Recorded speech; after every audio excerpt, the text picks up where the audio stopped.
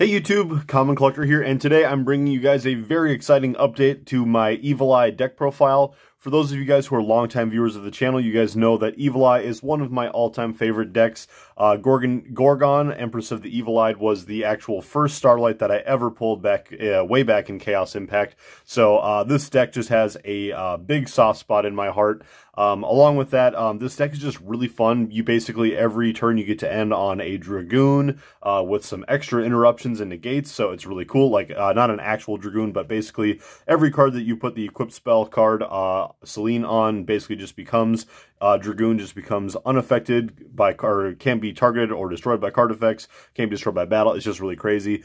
Just so you guys know, we are still doing a giveaway on the channel, so if you guys are interested, it is sponsored by both Mammoth Headwear and my locals, ECade, here in Hutchinson, Minnesota. So if you guys are interested, we have a ton of sealed product in for the giveaway. So 4 packs of Photon Hypernova, 1 of the Mammoth Headwear hat, and then just a ton of other sealed product. We are giving away Speed Duel GX box, and then a bunch of structure decks, including the new Dark World structure decks. So if you guys are interested, this is all going into one giveaway. So for one lucky winner, they are going to win all of this. So again, all you guys got to do is leave a comment at the in the comment section, and the drawing is going to be this Thursday. So just keep that in mind. Make sure that you guys drop a comment if you guys are interested. Just let me know what you guys think about the deck, what you guys think about the giveaway, and again, just big shout out to Mammoth Headwear and my locals, ECade. So anyways, getting on into the profile, I am so excited for this one. We were running 3 copies of Surzeal, obviously. He is just like the, he's the Stratus of the deck, so he's just going to be, you summon him and you search for anything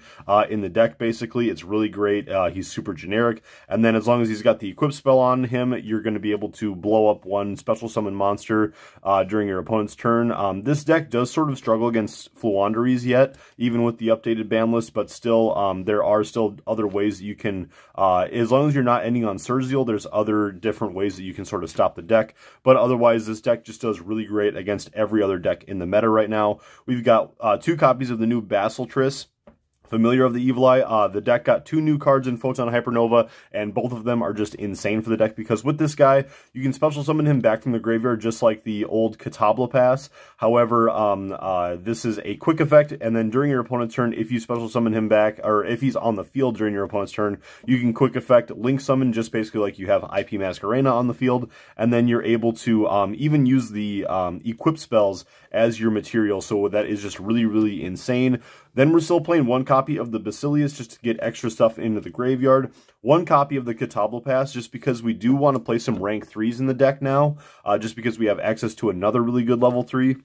So it actually does make sense to still play him. I have come into a lot of different plays while testing, and then also during locals this last week, I actually played this deck, and I did not have the Katabla Pass in there yet. And basically, I was looking for, like, I basically had Foolished the Basiltris to the graveyard, and then I still had the Basilius effect to use off, and I just sent a second Basiltris, and I'm like, oh man, if I was playing a Katabla Pass, I would have a second name in the grave, and then I'd be able to bring back more stuff from the graveyard. So overall, it's just really good to play the extra name. And then he can actually give protection to your equipped spells as well, or just whatever you want. And then 1 copy of Medusa. A lot of people are dropping Medusa these days. However, Medusa is still really amazing if you open up with the new card, the Evil Eyes Unleashed. So if you open with just her and Unleashed, it is still a really good combo. So we will get to that a little bit later.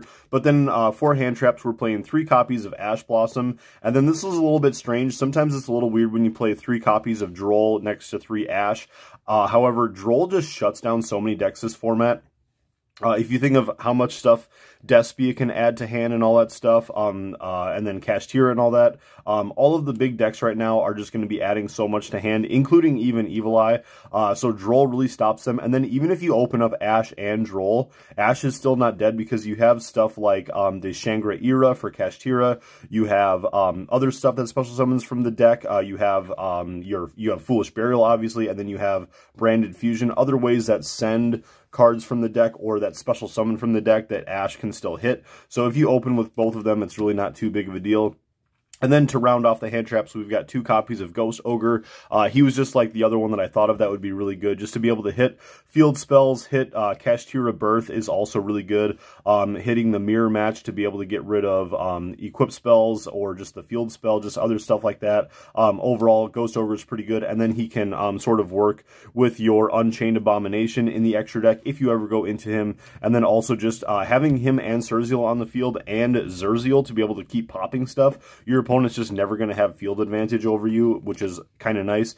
Then getting to like the best card of the deck, Evil Eyes Unleashed. I know this card is just absolutely insane, but it is just so cool that Evil Eyes got this card.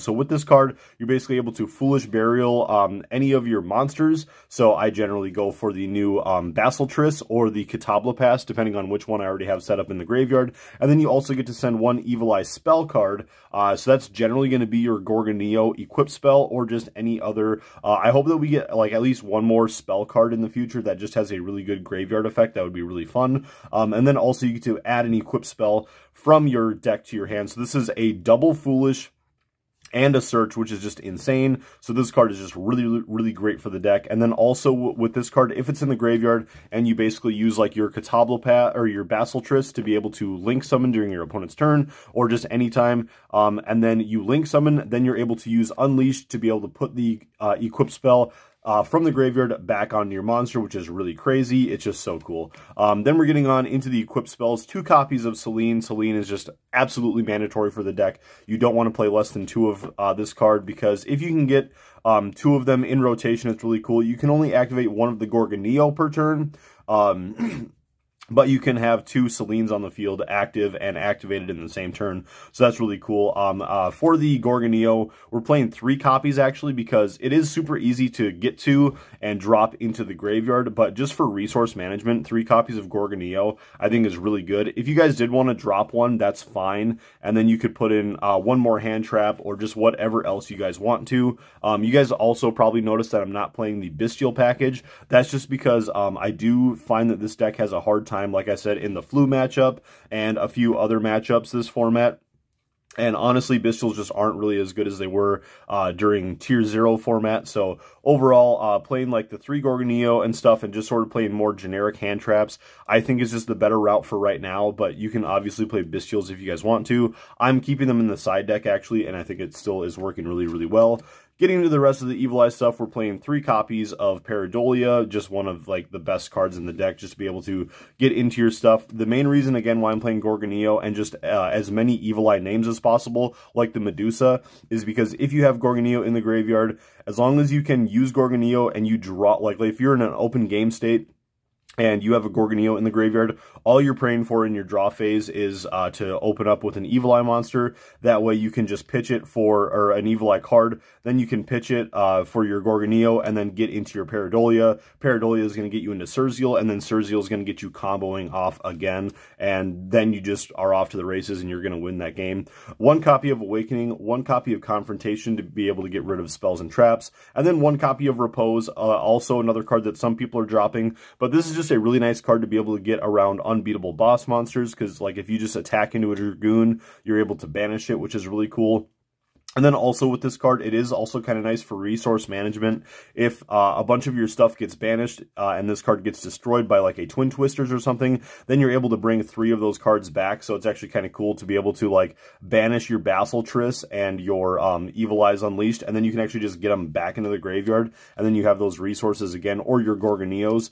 3 copies of Pot of Prosperity. So we finally dropped Extravagance and put Prosperity in here, just because Prosperity is just so nice for being able to dig into the deck for what you need, and overall it just seems to be working really well. 1 copy of Terraforming, and then also you get to play a more diverse extra deck, which is also really nice now. Terraforming, 1 copy of Call by the Grave. Getting into the traps, 3 copies of Infinite Impermanence, 1 copy of Evil Eye Defeat, which is just really nice for being able to get rid of bigger boards, because you can bounce 2 cards. And then our 1 copy of one of the other best cards of the deck. I keep saying that every card is the best in the deck, but Retribution is just so critical to being able to protect your board from stuff like Lightning Storm and all of the other cards from Dark Ruler No More. So overall, right now, Retribution is just still a necessary, at least a 1 of, and you guys can play Solemn Judgment or anything else that you guys want in the extra. to be able to facilitate keeping a board and kind of playing the Protect the Castle style. Now we're playing 2 copies of Gorgon. I used to play this as a hard 3 of back when we had Extrav, but now you really only need 2. You're hardly ever going to go through more than 2. Then we're playing for the Zerziels. We are actually playing 2 Zerziel as well. I just wanted to play 2. That way, like, I can just use this as one of my easier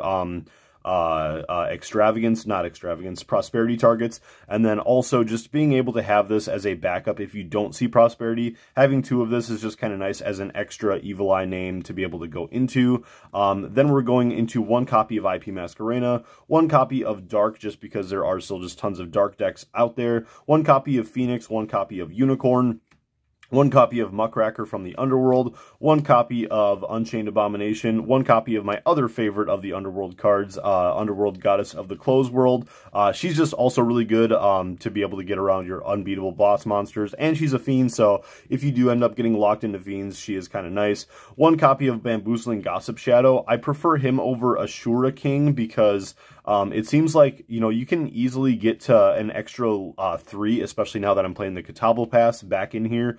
So if you are able to get into this with Katabla Pass and like Basilius, and then you use the Basiltris during your opponent's turn, that's a really solid play. But like getting to Asura King, you're going to be really close to 5 summons on the Asura King and stuff. So if you're playing around Nibiru and stuff, Gossip Shadow is just still a really nice option. I think is just better. 1 copy of the DDD package for the Darius and then the Deus Machinex, and then 1 copy of Zeus. Another reason to just play 1 copy of Gossip Shadow, or just any XZ monster. Again, Asura King could work, but being able to go into Zeus is another big upside for the deck now. But anyways, guys, that's going to do it for the deck profile. I'm going to show you guys a really quick combo tutorial now.